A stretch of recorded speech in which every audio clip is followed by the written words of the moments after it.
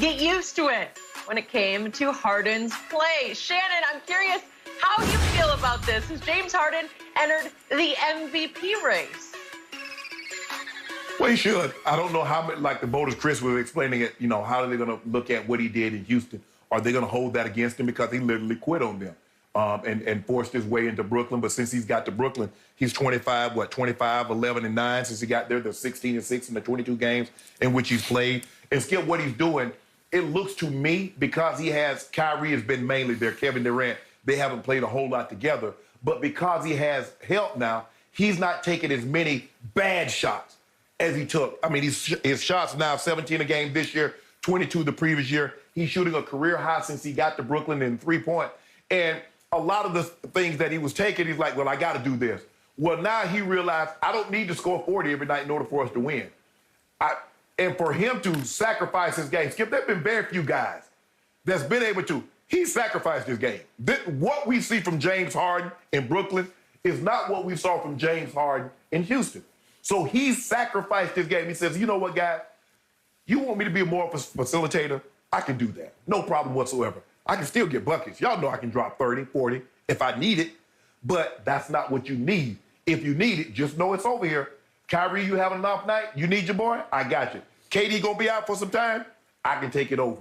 Skip, yeah, he's in the MVP conversation, and deservedly so, because his ability to pass the ball, Skip, we know he'll score. He's an elite scorer. There haven't been better. They might not have been better 5 scores, especially at the guards. Now, Skip, I'm taking centers out of the equation. I take Wilt, Kareem, things like that. I'm talking about for backcourt. It's hard to say there have been very many backcourt players. Maybe Jordan, Kobe, but they were different than James. James makes it look so effortless. I mean, you look up, you're like, hold on. He got 30 with 12 assists, 9 rebounds. Hold on, we're in the third quarter. How'd he do that? I mean, and so that is Kevin. He's like, he's a silent killer. You look at the stat sheet at the end of the night and you realize, hold on, this man had this many points, this many rebounds, this many assists, a triple-double, and he didn't turn the ball over at all? As much as he had the ball in his hands, not one turnover. You couldn't force one turnover? Skip, he's special. He deserves to be in the MVP conversation. I don't know how much voters will hold what happened early in the season against him, but he definitely deserves to be in the conversation. They probably will hold it detrimentally against him. I don't think he has a chance to win because he quit his way out of Houston. But, Shannon, if we just go in a vacuum in the time he's been in New Jersey, oh, yeah. You want to talk about special? You want to talk about every night I just sit back and I'm in awe of the artistry. We just talked about one freak of basketball nature, Zion Williamson, and the other one who's beyond Zion is James Harden. Just the basketball genius. Now he's thinking of himself as the orchestrator who scores as an afterthought. But to your point, he still averages 25 points a game and 9 rebounds that are close to being 10. And 11 assists, which is running away with the lead that LeBron obviously won the assist championship last year, but James is running away with the assists this year with 11 a game. Well, since he's been in New Jersey, they just keep creeping up, and now they're only a half game back of the Sixers for the top spot in the East. And remember, James has only played with Kevin Durant, the man I consider the best player on the planet. He's only played 9 of his 22 his Brooklyn games with James. Brooklyn. Only 9 of 22 with KD and James together. Out of, the 22 games are all special to me because every night he's close. He's had 7 triple-doubles, and he's leading the league in minutes played. So we laughed about how fat he looked coming out of Houston because he was trying to quit his way out. And he just immediately transformed himself into a guy who can lead the league in Brooklyn in minutes played. Well, that's impossibly great. And I keep making the case, as much as you don't like them on defense, he can be their best defensive player because this is a man who just a year ago in Houston was 3rd in loose balls recovered and 6th in deflections. And just 2 years ago in Houston, he was 2nd in the league in steals. Every night I watch him on defense, he disrupts a lot.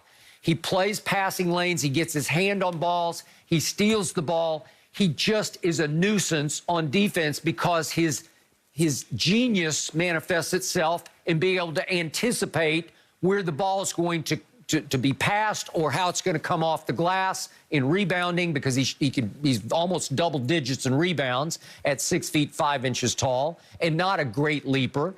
And I just think if they pass the Sixers and get to the top spot in the East, I think he's going to take over the lead in MVP in my book. I don't think it'll be in most voters' books because he'll be disqualified by what happened in Houston. But even last night, Shannon, again, I love the Spurs, what's left of them, and I root for them, and I'm rooting for them in the fourth quarter. And James was just too great because he scored 15 in the fourth quarter, and he just would not be denied. And then, if we could see it, he hit the dagger in the game. And when he can hit daggers like this, he made a step back from about 28 feet. This is the end of the game. Look at this.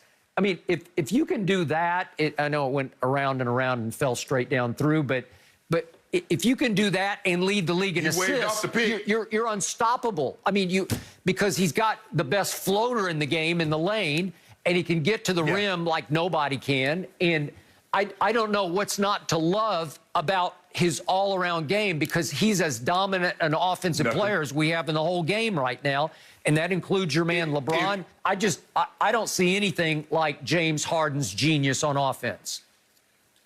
Skip, if you like offense, it's hard not to like James Harden. And if you look at his clip, they cleared the side out and say, you do what you want to do. If you want to shoot the step back, you can. We've spaced the floor to give you an opportunity to get to the rim.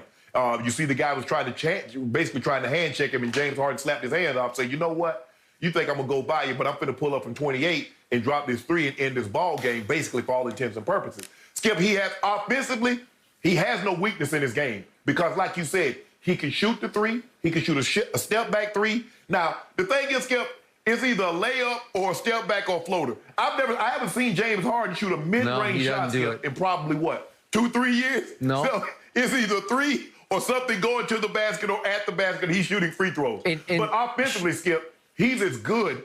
Go ahead. Shannon, he's ground bound. He's not a leaper at all because he doesn't have a jump shot. You know, like Bradley Beal is one of the great jump shooters this league has ever seen. He's a jump shooter. He has mid-range jump where he goes up to the apex, holds it, and releases it. Right. Well, James is all feet on the floor. It's step-back set shots. They're all set shots or floaters or at the rim.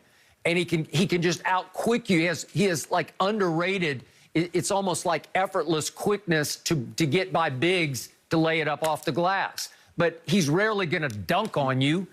He can dunk, obviously, but there's nothing above the rim about his game, yet he's the most dominant offensive player all around that we have in the game, and his feet are on the floor all the time. Wow. No question about it. Skip, I've never seen anything like James Harden because they were showing clips of him the other night. Skip, I've never seen a guy that can jump off either foot and lay the ball up like he can. Now, most guys, if you're right-handed, you jump off your right foot. I mean, your left foot. And most guys, if you're left-handed, you jump off your right foot. But James Harden can jump off either foot and lay the ball up off the glass, or he can use that floater. I've never seen anything like this before. He's, you know, Steph Curry revolutionized the game of 3. But what James Harden has been able to do from the 3 and in, Skip, I don't know, we might not see that again because, we say Luka, a game kind of reminds you of that. But Harden, the slitheriness of which he can get to the finesse his way to the basket, that step back 3, Skip, and now he can shoot a running 3. I mean, how do you stop that? But it's a great luxury to have when you can take a guy that's won an MVP. He's won 2 finals MVP. We can sit him down for a month, and then you got another guy that's been an MVP, that's led the league in scoring 3 times, that's led the league in assists. It says, okay, well, you filling in for him. Boy, that's a hell of a fill-in, Skip. Nobody else has that luxury. And Anthony Davis goes out.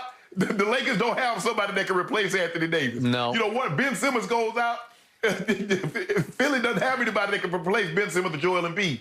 So they got James Harden. The guy's had a 60-point triple-double, so you know he's special. Bottom line to this discussion, Kyrie Irving, as big an ego as he has, he actually comes across to me as in awe of James' ability. As Kyrie said after the game last night, just get used to it. Don't keep asking me about him. Just get used to it, because that's who he is every night.